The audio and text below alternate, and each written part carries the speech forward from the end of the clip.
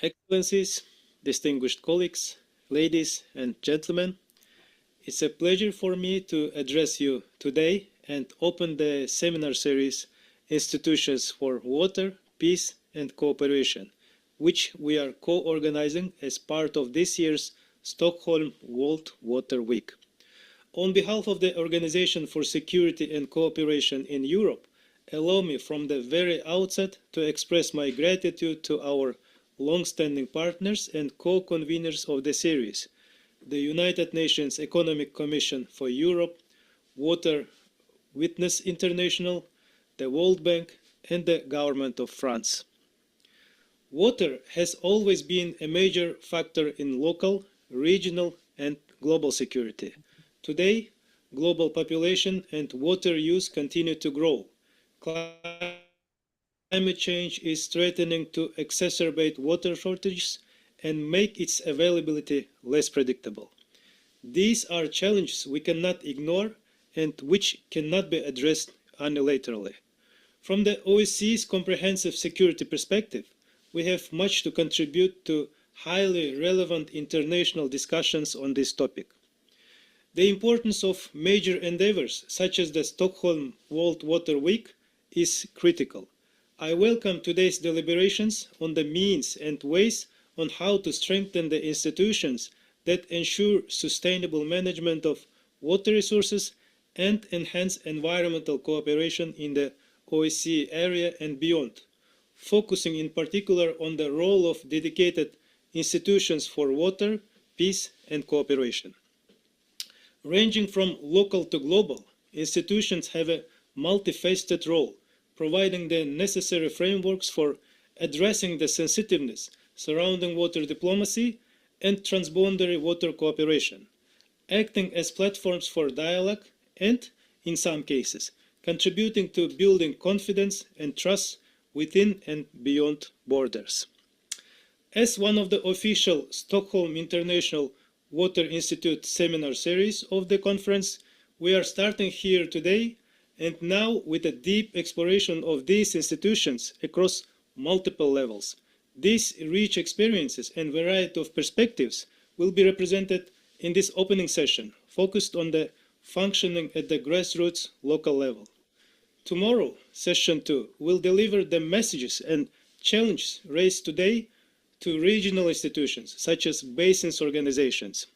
Finally, we will conclude with session 3 on Wednesday, focused on global institutions and frameworks that seek to respond to and help coordinate water and peace.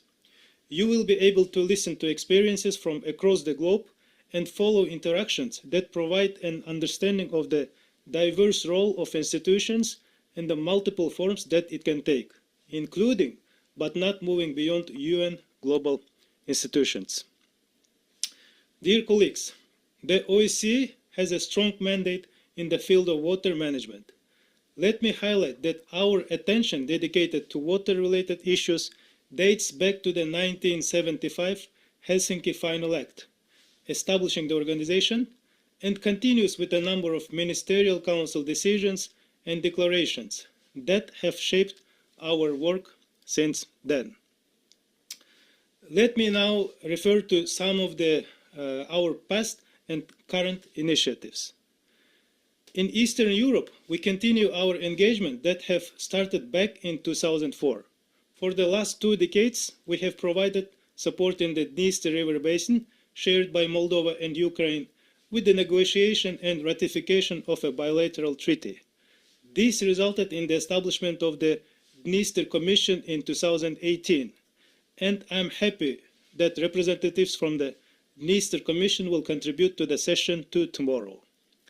We will continue to support the Republic of Moldova and Ukraine with the implementation of this strategic action program for the Dniester River Basin in the framework of the upcoming Global Environmental Facility, funded project that will be implemented jointly by the OSCE and UNDP within the UNECE support. In addition, my office contributes to the assessment of environmental impacts of the war against Ukraine, including water-related impacts, as well as supporting the green recovery and remediation in coordination with the UN agencies and partners. In Central Asia, we have been supporting cooperation between Kyrgyzstan and Kazakhstan within the framework of the Chu-Talas Basin. The OSCE is dedicated to integration of gender perspectives in water governance and the participation of women in water management at all levels in Central Asia and Afghanistan. We developed the Women in Water Management Network in Central Asia and Afghanistan in partnership with the Stockholm International Water Institute and the Regional Environmental Center for Central Asia. And I am glad that one of the network members is participating in this session to share this experience. The network aims to strengthen representation of women water professionals in Central Asia in the water decision making and planning, increase their capacities and opportunities for advancement. Dear colleagues, as the largest security organization, OSCE is one of the institutions trying to meaningfully contribute to sustainable, resilient, and peaceful future. I wish all of us productive discussions today and throughout the seminar series, and look forward to strengthening our cooperation on these issues in the coming years. I thank you.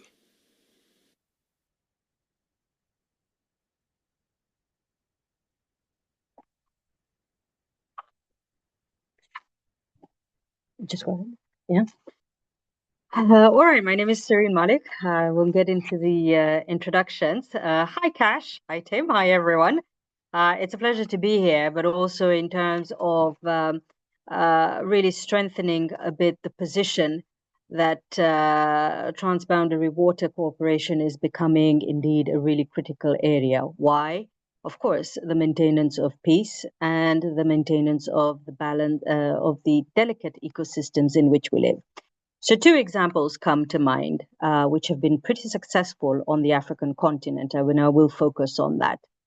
Until recently, the Songwe River, which is a basin organization that was established in 2017 between Malawi, Tanzania, and Zimbabwe, and of course the most famous one, which is the Lake Chad Basin Organization, which often is really underrated in terms of the work that they did, which did not only involve, of course, the recharge of Lake Chad, but also managing the conflict within that particular region.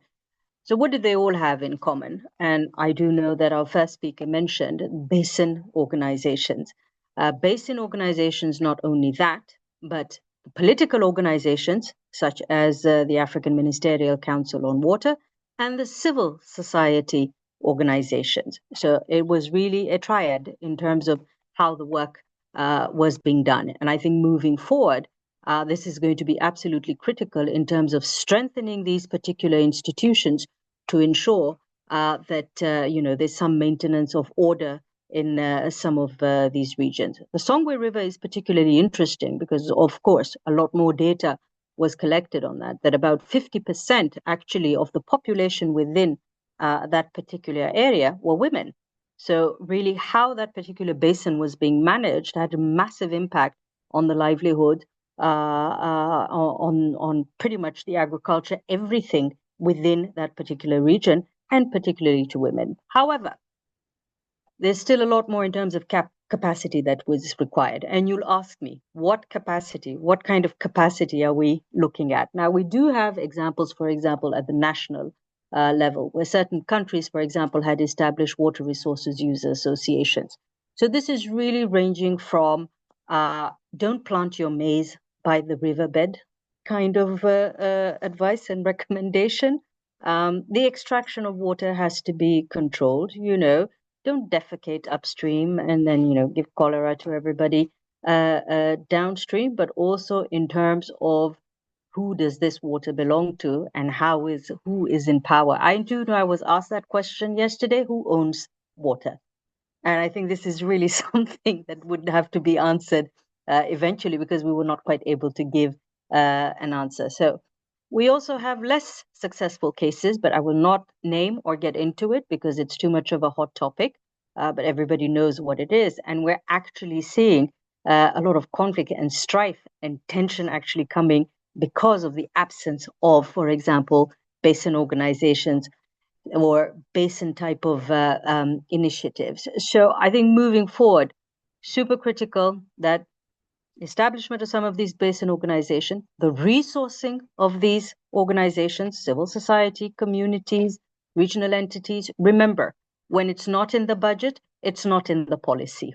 It's as simple as that. So it's in terms of really seeing, what kind of work. We had good discussions, I know, with UNECA in terms of seeing how would we bring civil society, how do we bring grassroots to better engage as well in terms of transboundary water. It is true, there's still certain issues, but we have members such as Tawasanet and Kash over here, who I know is the expert that's going to talk about a bit what of the work that is being done.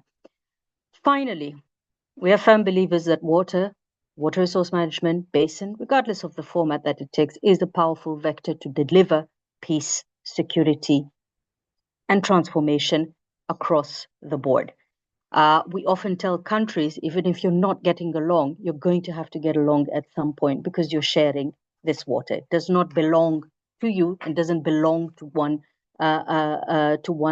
nation, but to all of us. So this is a conversation we're looking forward to, an initiative we're looking forward to, but ultimately really building the capacity of civil society organizations, grassroots organizations, to meaningfully engage in these discussions. And I don't mean surface level, but in terms of really being there at the decision making and at the table in terms of the decisions that are being made. Thank you.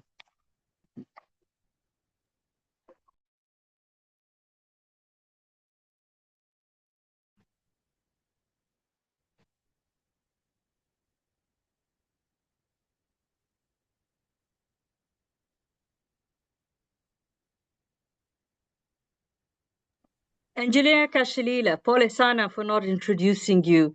All protocols observed. I'd like to really introduce our mentor, our good friend, and really a beacon of light within civil society. Engineer Kashilila, over to you from Tanzania.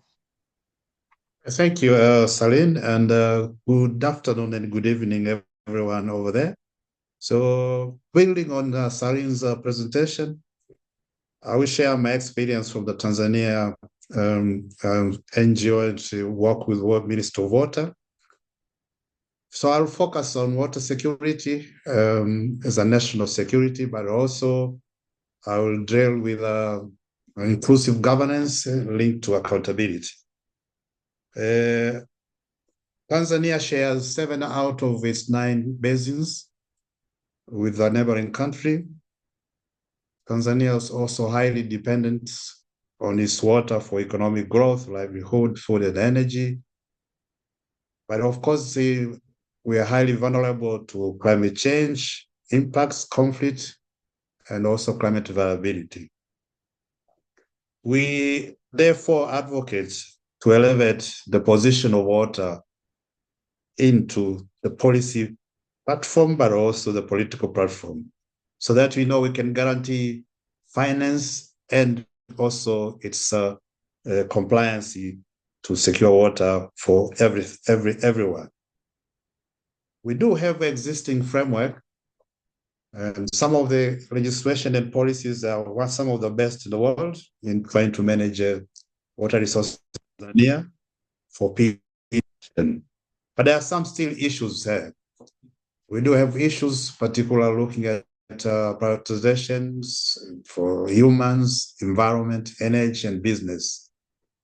We understand, there are issues that, we need to address, and some of them relate to weak governance, and they are particular focus on how these are structured, how the mandate have been implemented, and then create what we call a chaos in terms of management. So we have Water Use Association, Catchment Committee, and Catchment Forum, all that are user-based, and we use this one to manage water resources at the lowest possible position. We do have established instruments, like as I said, and this is an instrument that we use, to manage water resources at that level with all those challenges. I know we have particular issues that are still there. These are gaps, but also challenges. in delivering water resource management, but also water for the country. And our analysis shows, there are key issues, issues on equity, accountability, conflicts, between competing users. But of course, are also manifested by high population growth. Tanzania grows almost about 3% annually, and we expect, to double as much in the next 20 years, which basically this is going to affect some of our capital allocation on water. And this is where we have challenges in terms of how we manage water resources equitably to everyone. We know there are challenges, but these challenges have got reasons why we cannot implement them effectively. And so we have finance. This is one of the major. Inadequate financing is one of the major. For example, the water resources subsidy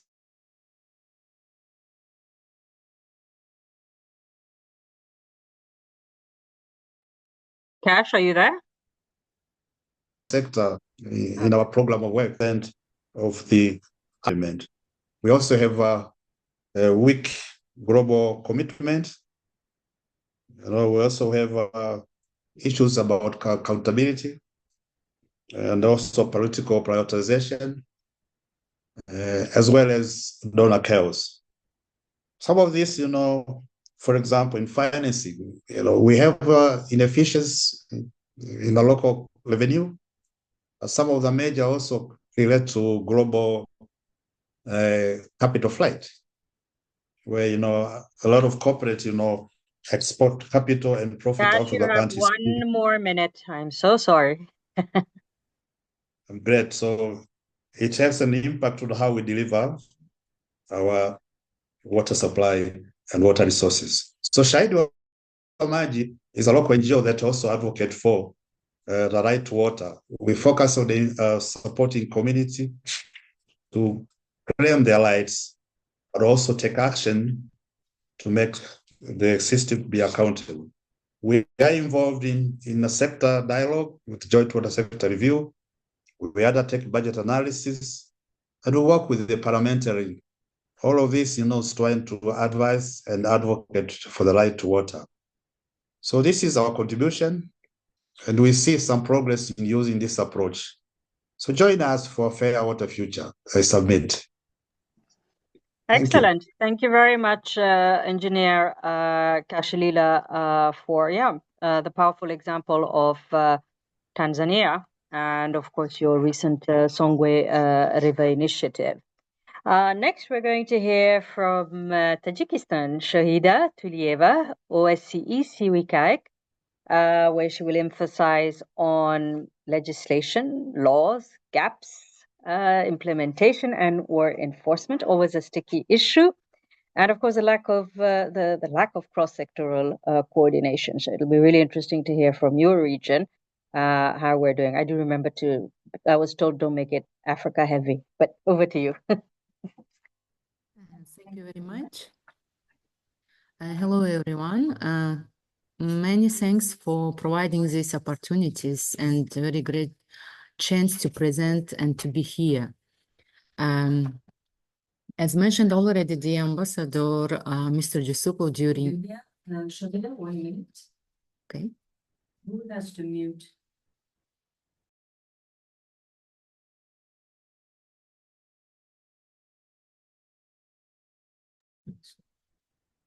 Is this okay?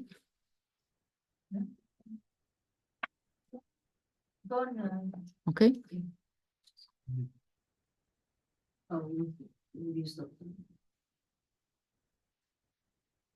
Okay.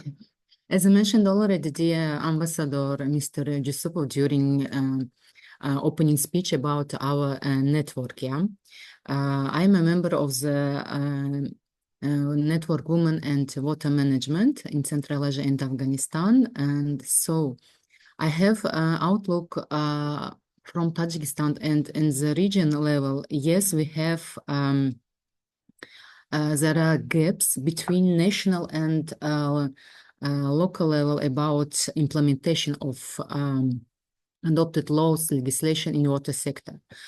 Since mechanisms sometimes developed or are not always developed, and due to lack of finance and human resources. So it's necessary to pay attention to this issue because very important using successful practices from other countries from need to finance support. That's why it's need to more focus for this. It's another issue, yes, we have a lack of intersectoral coordination between national level because this is affects to the basin and local level also.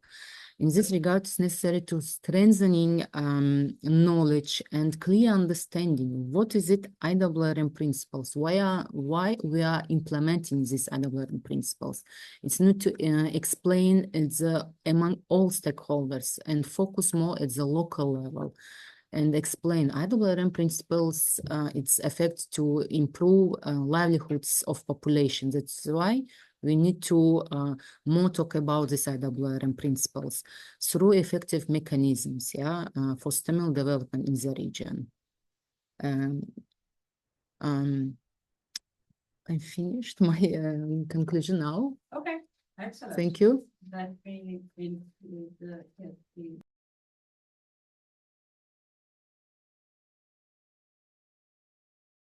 All right, thank you very much, Shahida. We'll come back to the Q&A session. And I think just to prepare you in terms of, particularly in gender, especially in the very sensitive region that you have worked in. All right, next we have, I think it's a bit from Peru, So Eduardo Zagara, Senior Researcher, El Grupo de Análisis para el Desarrollo, to emphasize on the role of international trade in promoting unsustainable water extraction with the specific dimension on groundwater.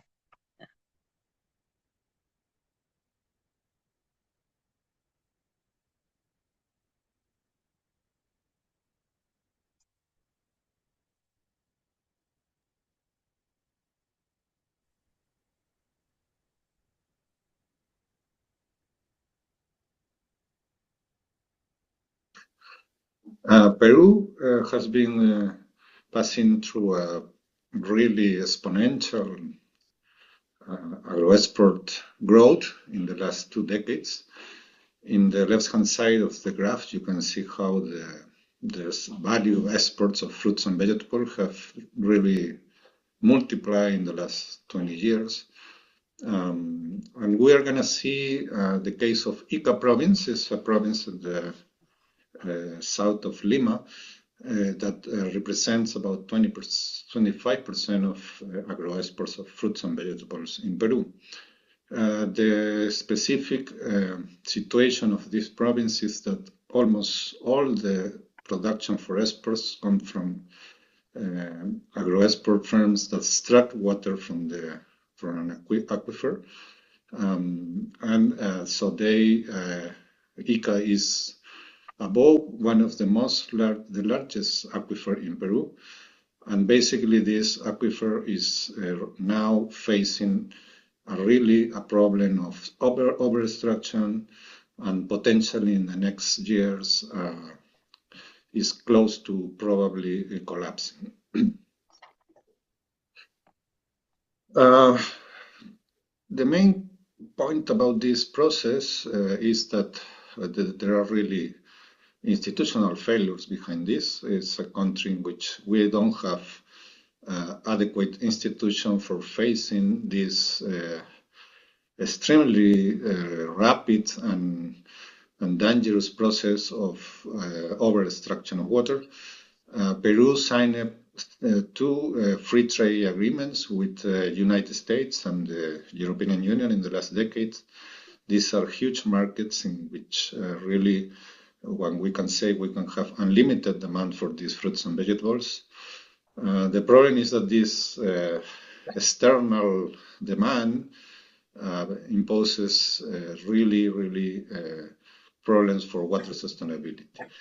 that is very rapidly developing in countries like Peru with really weak internal water institutions.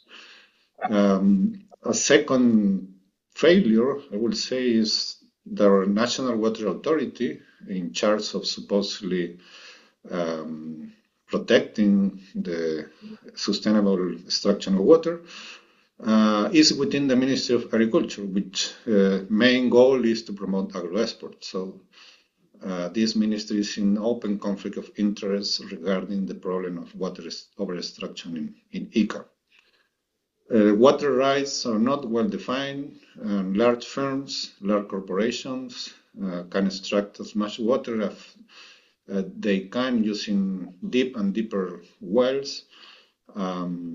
Water is really not measured, and these firms do not pay the real cost of water. Basically, what we are facing is a tragedy of the commons, in this case, driven by these large corporations. And I think this situation applies fully to the case of the Ica Valley in Peru. The last failure that I think is one of the most important is about information or lack of information. Overexploitation of groundwater is not visible to the population, and although they suffer the consequence of this situation, and the authorities do not inform about this situation and the risk of losing this very important aquifer in Peru. Lack of data and lack of transparency are crucial issues behind this rampant overextraction of water. Thank you. All right.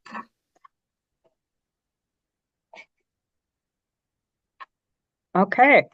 Yeah, you can still hear me. Thank you very much for that example. So it just looks like we all have a lot in common in terms of our issues. Voice number 4, Zambia. We have Yulia Titova, GFA Consulting Group, on, I think, what is a perfect segue from Pedro on the lack of data for evidence-based decision making, which seems to be something that's across the board generally. Yes, thank you so much for that introduction. And today I'd like to share with you the learnings that I've uncovered during a project that I was involved in rural Zambia, perhaps as a means to addressing or even avoiding the challenges mentioned by my previous colleague. Now, here in the first slide, you can actually see 2 maps that were a result of a comprehensive WASH survey that we did in 2 districts in one of the northernmost parts of Zambia on the border with Congo. We actually looked at access to water supply and sanitation at household level, at schools, also at healthcare facilities, public places, etc., etc. And as a result, here, for example, on these particular maps, this is just a map of the sampled households, over 1,000 in our case, that gave us then the information to build comprehensive, integrated development plans. Now, you might ask me, Julia, why are you sharing this with us today? Why is that even important? Is this not really the common best practice that is applied on the ground? Now, unfortunately, for such remote areas, more often than not, when you engage in integrated joint decision-making or development initiatives, what happens is that you end up using national averages. So, for example, for Zambia a couple of years ago, I think the average access of rural population to basic sanitation was around 9%. And if we go on to the next slide, we will see that what this gives us is really an inadequate understanding of the situation on the ground, and as a result, inefficient planning and a complete lack of ownership by the local communities who actually have to live with those decisions and with those developments. And unfortunately, what you end up with is master plans for development that end up just sitting on the shelf somewhere. Now, we were lucky in this case because one of my colleagues was really insistent for us to do it differently and to really go onto the ground and sample all those households, schools, and whatnot.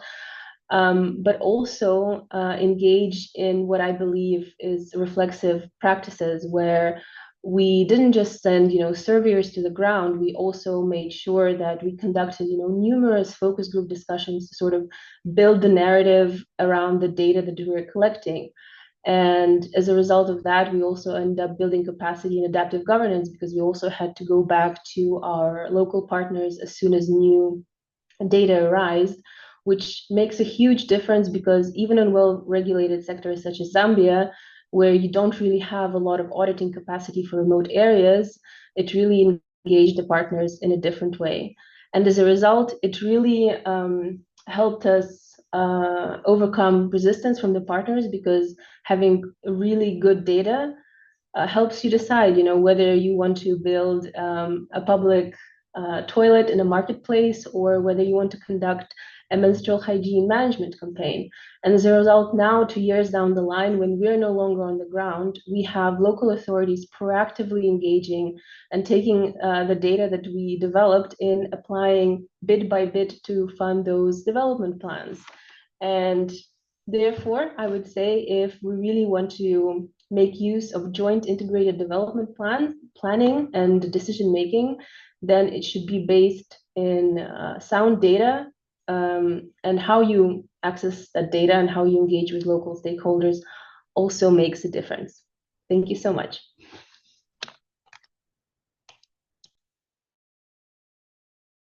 Thank you very much, Julia, for that. Yep, crisp, clear. I think within the 4 minutes, like everybody else. So let's just do a Q&A. So Leslie's asked me that all of you need to put your cameras on. We would like to see you. Is that possible for everyone? So Julia, Shahida, Eduardo, and Cash. Excellent. All right. So this is for, let me start with Cash and Julia. So you've talked about governance, institutions, laws, legislation. Come back again to that. But in many governance setups within institutions, the perspective of women, youth, and indigenous people are not incorporated.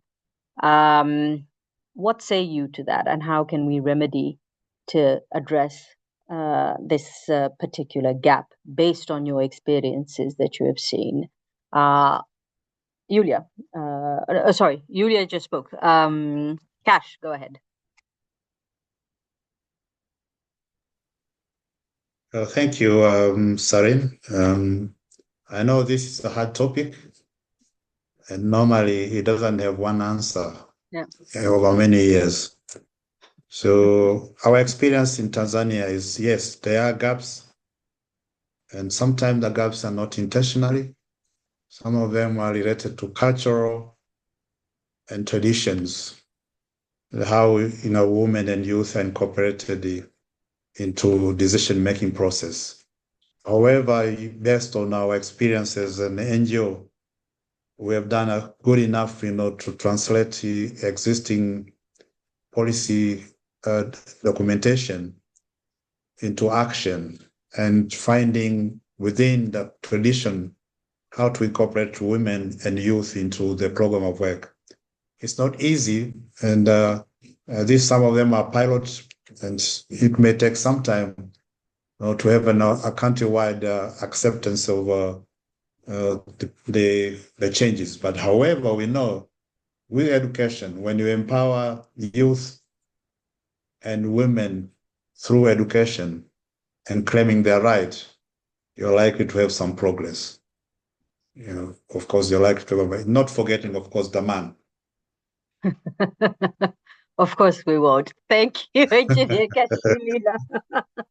Of course we won't. He for she, she for he.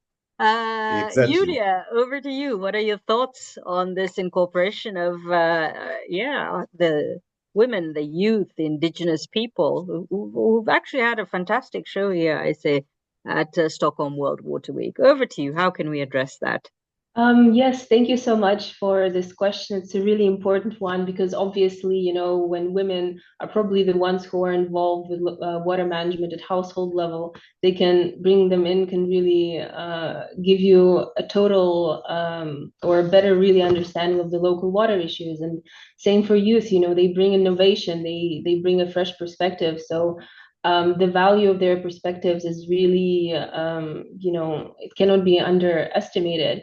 And I think following on from the previous speaker, what maybe we'd like to mention is what like engaging in reflexive and maybe also empathetic practices, because at the end of the day, they're always like, I saw in Zambia several initiatives to really make sure that, you know, women become the area pump menders, for example, which did not really culturally make sense. So I think when it's grassroots driven, rather like so bottom up rather than top down, I think it would make a difference to create these inclusive platforms.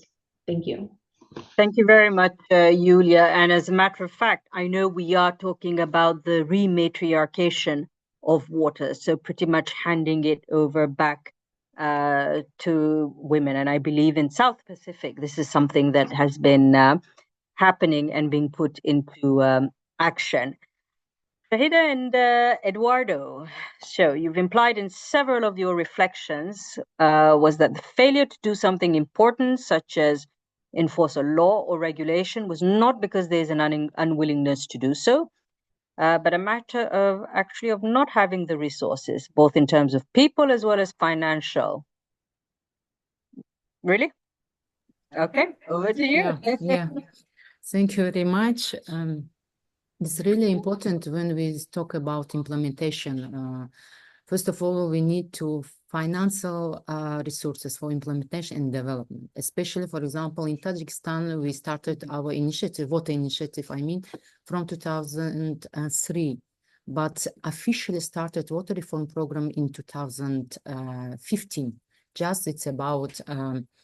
It's about 8 or 9 years, yeah? That's why we need to as well need to a contribution to the development of human resources, of institutional development. I mean capacity building at the all levels, at the national, at the basin level, and more focus at the local level, because at the local level, not how can I say, not more focus for the local level. It's very important to focus for this level because water users, water use associations need to development and work with them.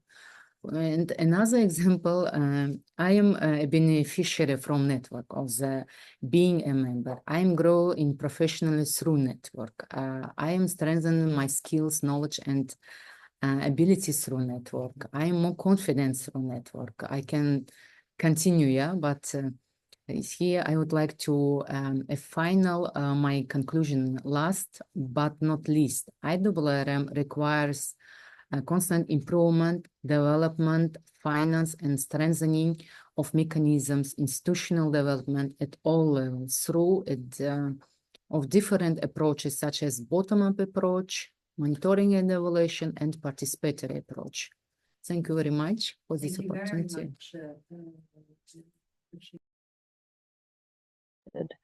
Thank you very much, Shahida. Eduardo, over to you. And I can see that there are questions coming in from the chat. We may not be in a position to take all of them, but it would be good if you could respond as well in there. Eduardo, over to you. Yes, thank you. Well, many of the things that we're seeing in the different presentations is, I will say, are related to weak institutions. The lack of resources that Shireen was mentioning is part of that, but also lack of information, also undefined or badly defined water rights.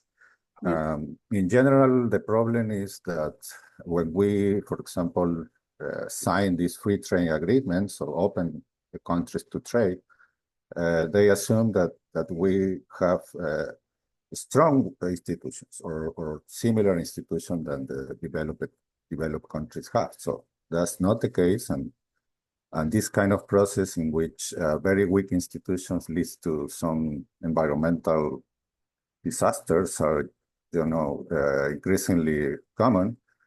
And I think the main challenge here is how to reconcile or in some sense regulate trade and regulate exports in terms of sustainability. I think that's a big challenge, and I haven't seen any effort in terms of institutional strengthening that basically face this very acute problem. I am not sure if I can answer other questions, but I will be here for in any case. Thank you. Thank you very much, Eduardo. I'm going to hand over the questions from the chat to Yulia and Shahida. Maybe to start with you, Shahida, there was a question there, of course, on the central role of Tajikistan. I'm just wondering, I think, let me look for it.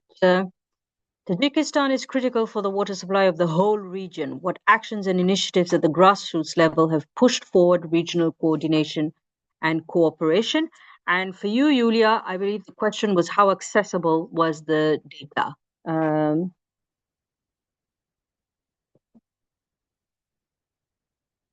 Shahida, you want to go ahead, or should I ask Yulia to? Okay, Yulia, over to you. Sure, no problem. I mean, first of all, like I mentioned beforehand, any sort of data that came along already through the process of surveying, we made sure that we presented it, continuously. So it was not just like one big data dump, and that it was validated, because of course the process of validation and engagement is critical. And also at the end, once we did have, all the surveys or the maps and, Excel sheets and GIS files and whatnot, we actually conducted a data governance workshop with the local partners and the local communities, because at the end of the day, some of this data, it should be data protected and should be managed well. Thank you, Yulia. Shahida, you're good to go, or should I hand over? Okay, good. Thank you very much for the question. And yes, Tajikistan is work on.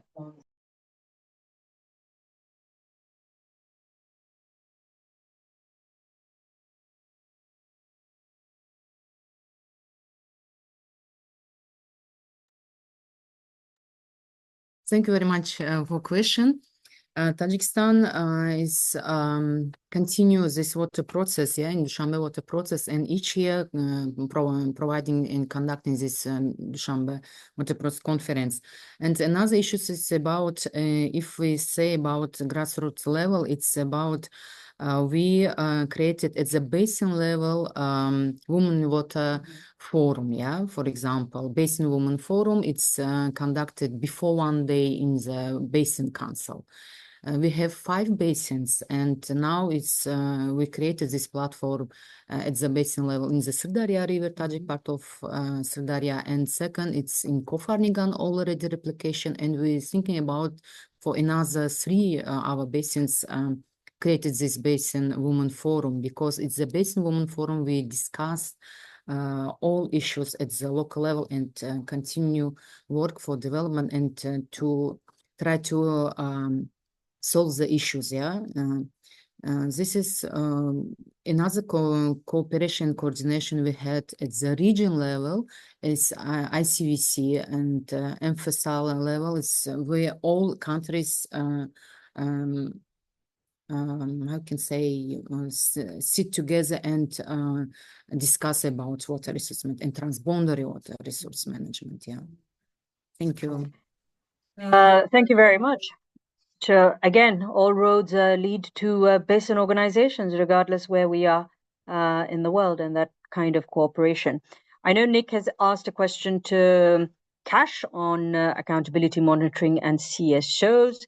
Cash has responded to, of course, the role of the youth, but we need to move to SIS to launch, and we're very happy to co-launch the Fair Water Footprint Initiative and Fund. Isaias, over to you. I talked about it quite a bit yesterday, but I'm going to let Isaias give us all the juicy details.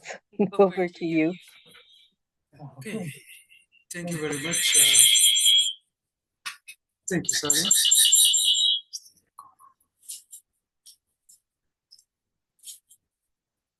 Yeah, I think it should be okay now. So thank you very much, Sarin, and also thank you everyone for joining us today. Welcome to the Fair Water Action Fund. It's a pivotal initiative dedicated to advancing water security and water stewardship. This initiative is led by Water Witness International with the funding obtained from Hewlett Foundation, FCDO, and Swedish Post Call Lottery. We also have different partners working with us, Partnership for Social and Governance Research from Kenya, Kewasnet, and also Shahidi Wamaji.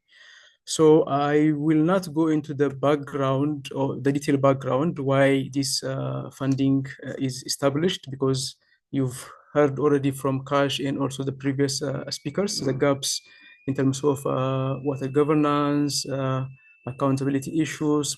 So there are a number of areas that needs to be addressed to strengthen water governance and wash access for all. So that's why this fund is established. So focused accountability monitoring and evidence-based advocacy can play a critical role in terms of improving water governance, service delivery, and also confronting interconnected crisis of water, climate, nature, and growing social insecurity. So usually there is limited or no resource for such interventions. So the Fair Water Action Fund is designed to directly address the shortfall in support for communities, civil society organizations, media, and also researchers. So in short, the Fair Water Action Fund provides reliable support in terms of finances, technical support, strategic, legal, and also organizational capacity development. So the fund supports different initiatives, for example, initiatives that track and report on the performance of private sector, for example, major using corporations, be it in the mining, fruits and vegetables, or horticulture, textile, and also others, as well as government and financial institutions. And then the second is the Fair Water Action Fund supports initiatives that generate reliable evidence to amplify citizen voices to advance change. And lastly, the fund supports initiatives that analyze the adequacy and effectiveness and efficiency of water and climate financing. So the key objectives, the first one is to trigger improved water security for at least 40 million people by 2027. And the second key objective is to escalate public and political prioritization in terms of debates on water. The third key objective is to drive systemic change in improved water governance. And last but not least is establish the fund as a long-term support, sustainable support. So coming to the brief overview of the fund, the funding amount ranges between 3,000 to 36,000 British pound per project.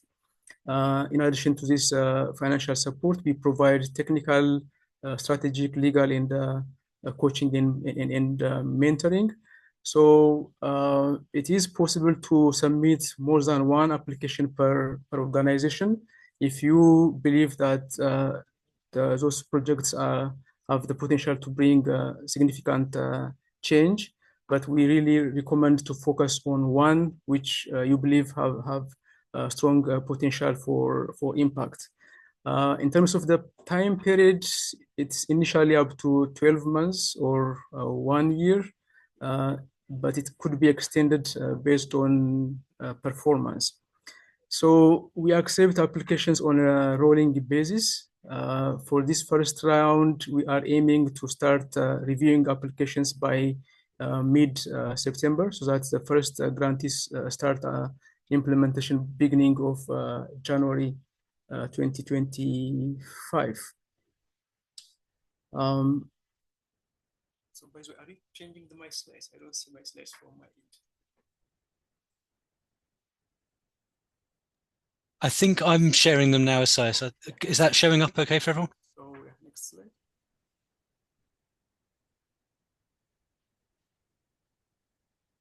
Okay. So the next is in terms of the geographical and thematic focus. So geographically, the fund covers the global south with priority in Africa. As I mentioned before, we receive funding from different sources. So the geographical focus is partly influenced by the funding or the donors' priorities. But in general, we aim to work in the global south.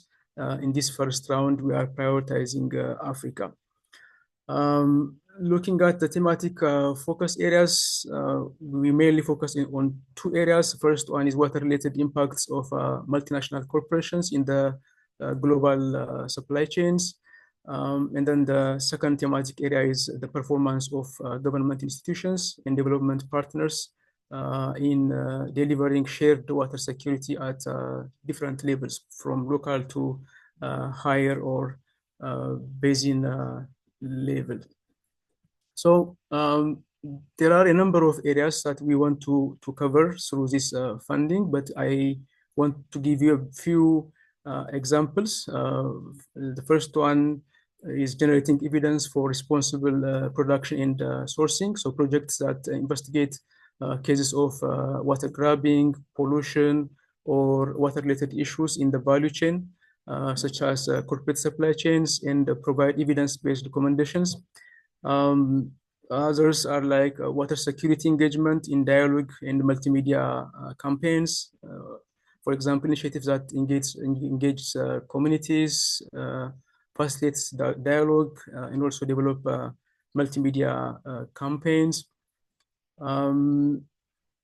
Others are like empowering citizens to exercise their right to wash, and also research on donor and government and CSO and private sector coordinations.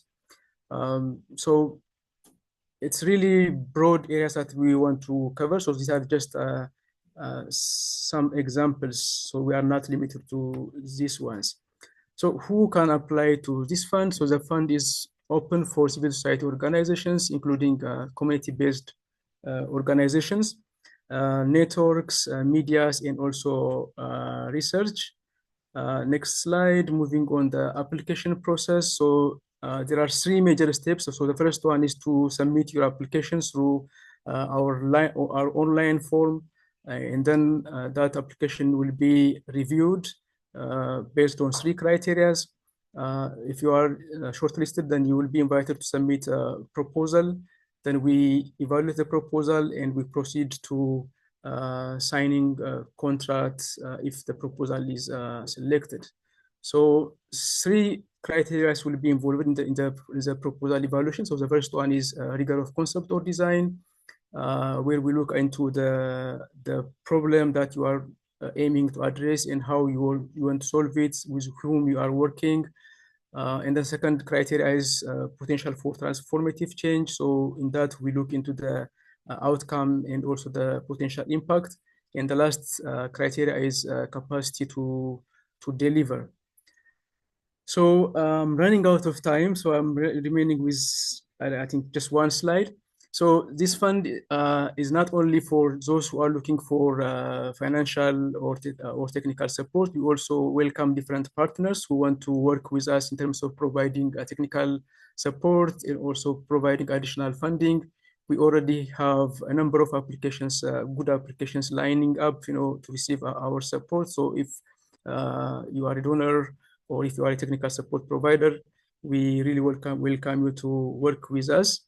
So last slide. So if you are interested to apply to the fund, so you can scan this QR code, or you can also find information on our website, www.waterwitness.org.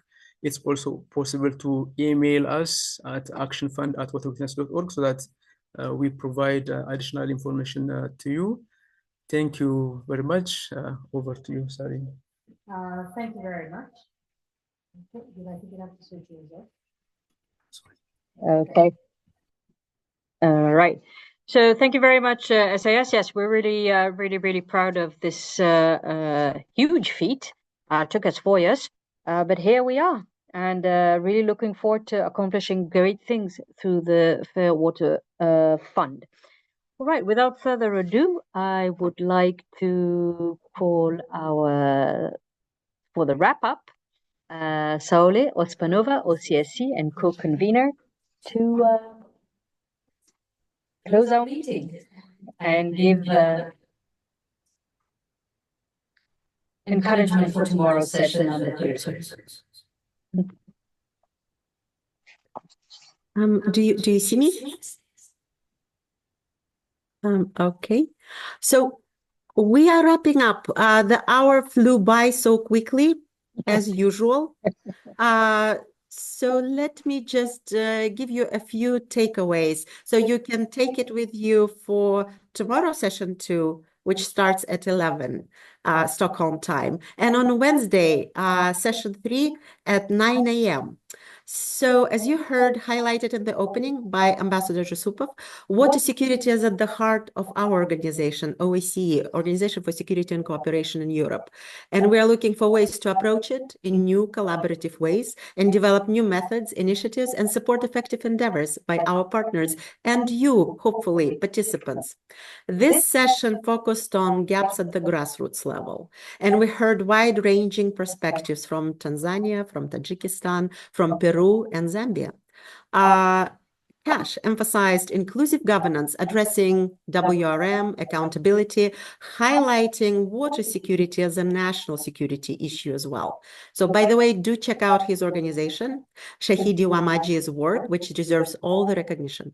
Shahida, who is representing the Women in Water Network in Central Asia and Afghanistan, highlighted gaps and problems with development and enforcement of national legislation at the local levels, lacking cross-sectoral coordination and practice at the local level, which require appropriate and consistent resourcing and investment in the local institutions. Eduardo from Great Alliance in Peru brought attention to the unacknowledged role of international trade, particularly in supporting unsustainable water extraction and groundwater. And we had perspective from Yulia from GFA Consulting for the lack of available data for evidence-based decision-making. Fair Water Action Fund by Water Witness will hopefully help address significant accountability issues in the sector and result in better monitoring and oversight. So these discussions will continue over the next 2 days. With that in mind, please join us tomorrow, both online and in person, at session 2 starting at 11, where UNESEA Water Convention, EU DG Environment, representatives from the Dniester River Commission, from Ukraine and Moldova, who work in extremely challenging contexts, as you might imagine. Representatives from Amazon, Okavango River Basins, and World Bank will be there. So please, let's continue this discussion. You've seen all of our faces from this session. If you are here in Stockholm, come, have bilateral talks, approach, and I hope these discussions will continue also outside of this room, outside of this online space, and will continue over the next few days for sure. So please welcome to our co-convened space. So, excellent. Good luck. Thank you.